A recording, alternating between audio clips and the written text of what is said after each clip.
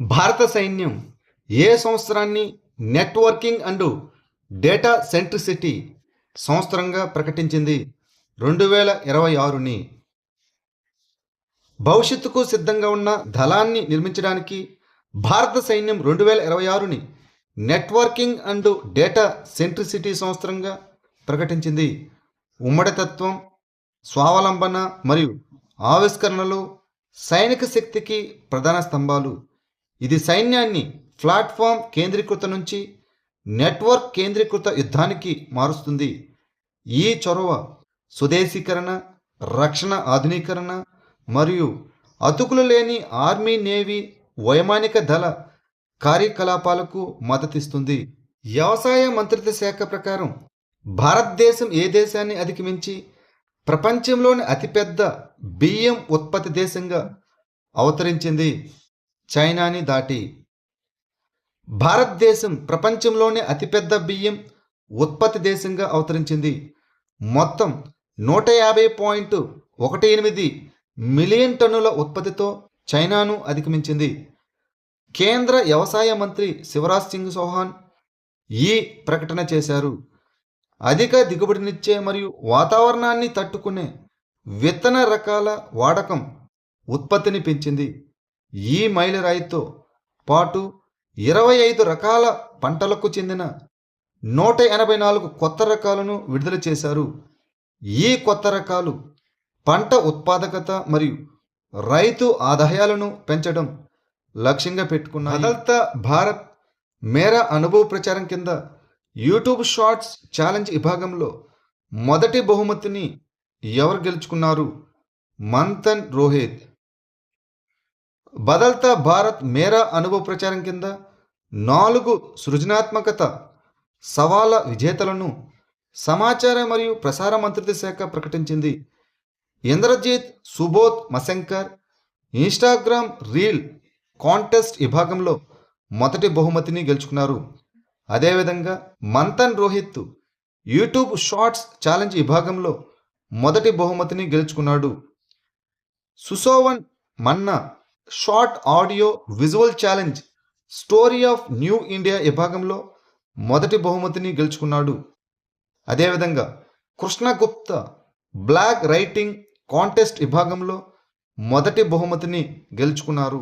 భారతదేశంలో మొట్టమొదటి మురికివాడ రహిత నగరంగా ఏ నగరం అవతరించింది? సూరత్, గుజరాత్ రాష్ట్రం. ప్రధానమంత్రి ఆవాస్ యోజన మరియు రాష్ట్ర గృహ నిర్మాణ పథకాల కింద సూరత్ మున్సిపల్ కార్పొరేషన్ నేతృత్వంలోని పెద్ద ఎత్తున ఇన్సిచు మురికివాడ పునరాభివృద్ధి ద్వారా సూరత్ భారతదేశంలో మొట్టమొదటి మురికివాడ రహిత నగరంగా అవతరించింది.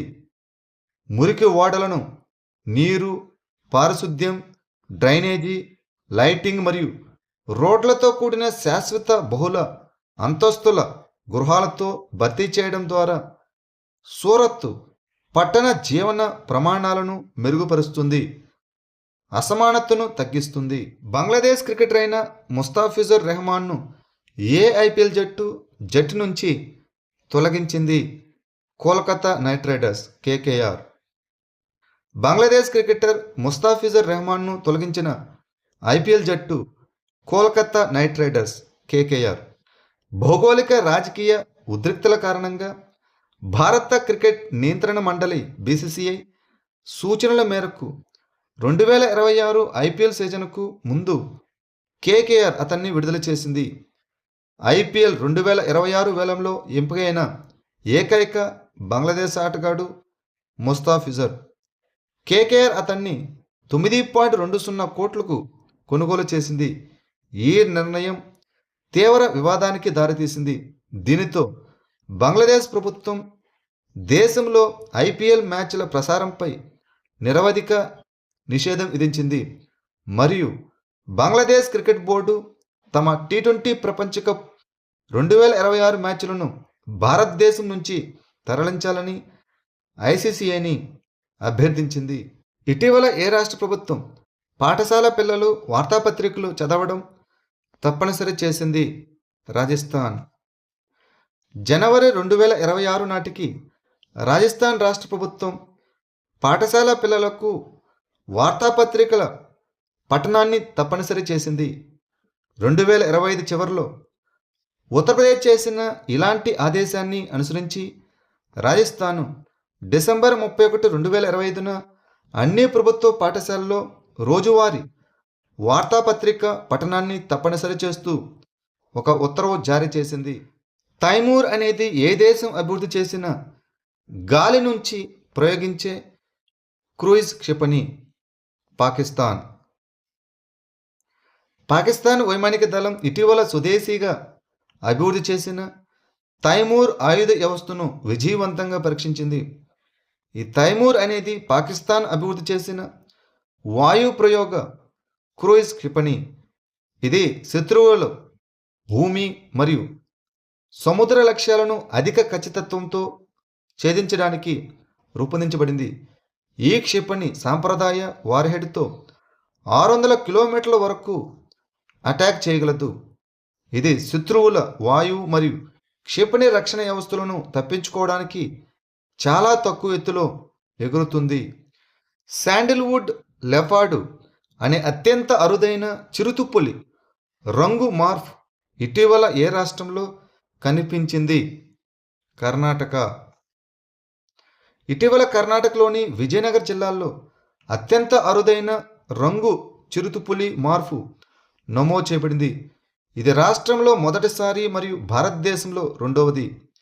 గంధపు చెక్కను పోలి ఉండే లేత ఎరుపు గులాబీ రంగు కోటు కారణంగా ఈ చిరుతుపులికి గంధపు చిరుత అని పేరు పెట్టారు. ఇటువంటి చిరుతుపులిని ప్రపంచవ్యాప్తంగా స్ట్రాబెర్రీ చిరుతలు అని పిలుస్తారు మరియు ఇది చాలా అరుదు. గాన్ నగై పండుగను ఏ రాష్ట్రంలో జరుపుకుంటారు? మణిపూర్. మణిపూర్లో కబుయ్ కమ్యూనిటీకి చెందిన గాన్ నగై పండుగ ప్రారంభమైంది మరియు ఈ పండుగను రాష్ట్ర వ్యాప్తంగా జరుపుకుంటారు. 5 రోజుల పండుగ మణిపూర్లోని ప్రధాన పండుగల్లో ఇది ఒకటి. దీనిని ప్రతి సంవత్సరం పంట కోత తర్వాత జరుపుకుంటారు. ఈ కాబోయ్ కమ్యూనిటీ నివసించే రాష్ట్ర వ్యాప్తంగా ఈ పండుగను జరుపుకుంటున్నారు. లౌడీ అనే అప్గ్రేడ్ చేసిన టైప్ 0.2D గైడెడ్ మిస్సైల్ డిస్ట్రాయర్ను ఏ దేశం ప్రారంభించింది? చైనా.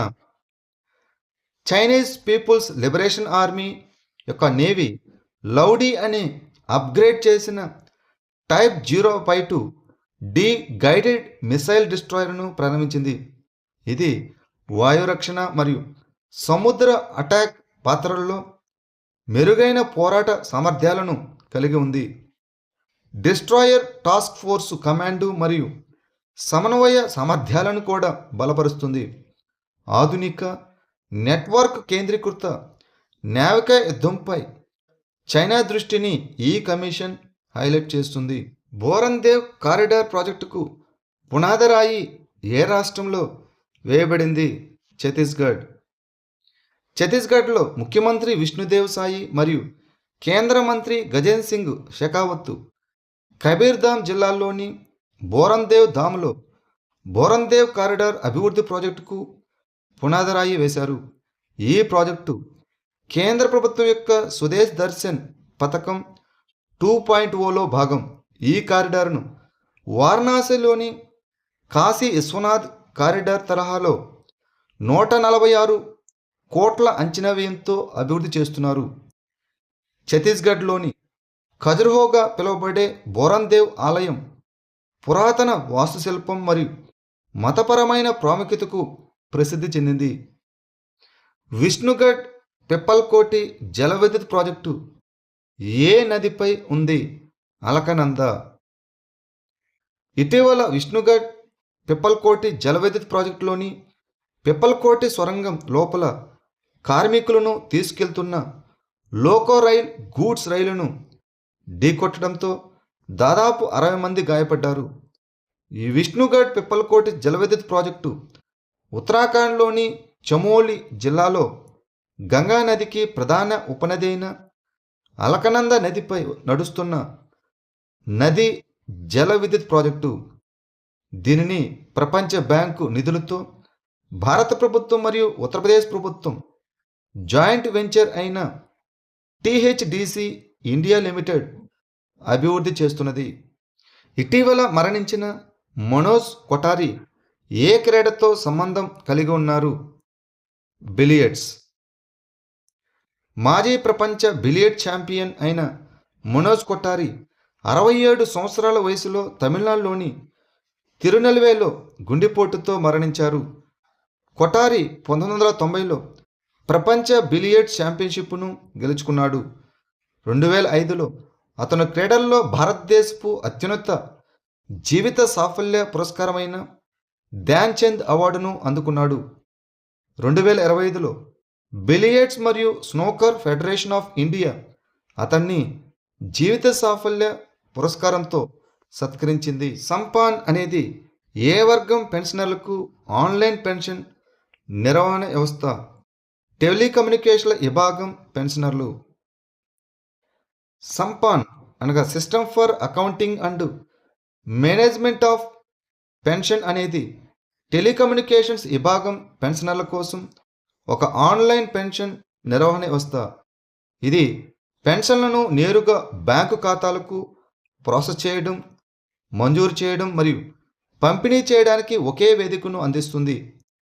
కాగితం రహిత పాలన మరియు దీర్ఘకాలిక డిజిటల్ సంరక్షణకు మద్దతిస్తుంది. 3D printed automatic weather stations AWS ప్రాజెక్టుకు ఏ సంస్థ నాయకత్వం వహిస్తుంది?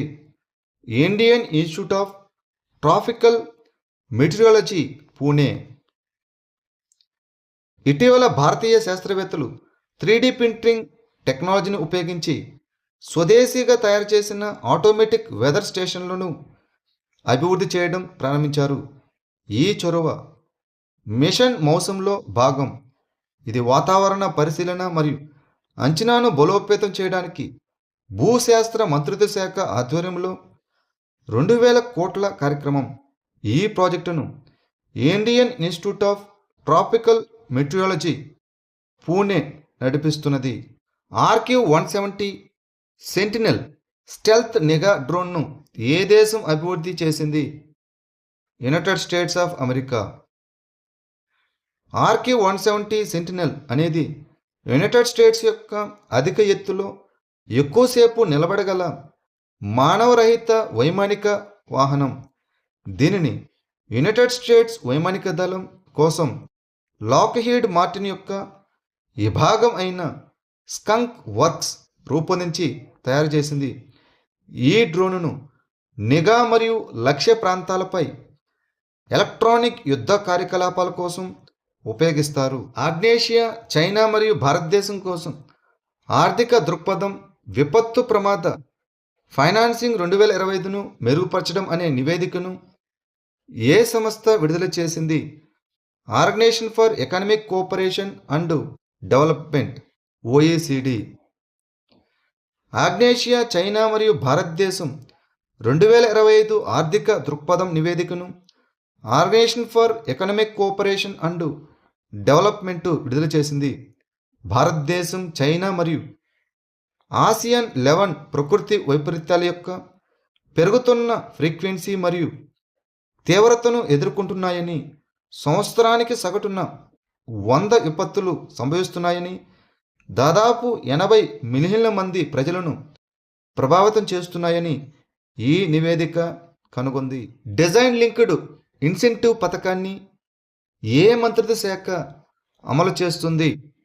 ఎలక్ట్రానిక్స్ అండ్ ఇన్ఫర్మేషన్ టెక్నాలజీ మంత్రిత్వ శాఖ, the ministry of electronics and information technology.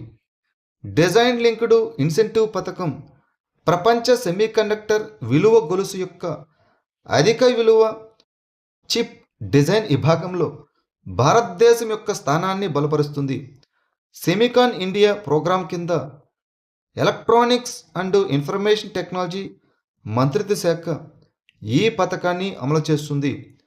దిగుమతి ఆధారపడటాన్ని తగ్గించడం, సరఫరా గొలుసు స్థితిస్థాపకతను మెరుగుపరచడం మరియు దేశీయ విలువ జోడింపును పెంచడం దీని యొక్క లక్ష్యం. భారతదేశంలో మొట్టమొదటి ప్రభుత్వ ఆసుపత్రి ఆధారిత ఆర్టిఫిషియల్ ఇంటెలిజెన్స్ క్లినిక్ ఏ నగరంలో ప్రారంభించబడింది? గ్రేటర్ నోయిడా, ఉత్తరప్రదేశ్.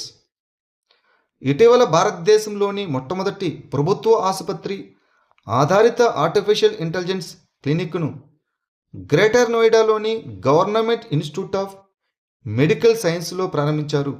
వైద్యులు మరియు రోగులకు నేరుగా ఏఐ ఆధారిత ఆరోగ్య సంరక్షణను అందించడానికి ఈ AI clinic GIMS centre for medical ఇన్నోవేషన్లో భాగం. Know your survey, a user guide to the annual survey of unincorporated sector ఎంటర్ప్రైజెస్ను ఏ సంస్థ విడుదల చేసింది?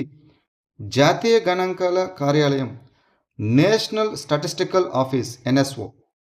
గణాంకాలు మరియు కార్యక్రమాల అమలు మంత్రిత్వ శాఖ పరిధిలోని National Statistics Office NSO know your survey, a user guide to the annual survey of unincorporated sector ఎంటర్ప్రైజెస్ను విడుదల చేసింది.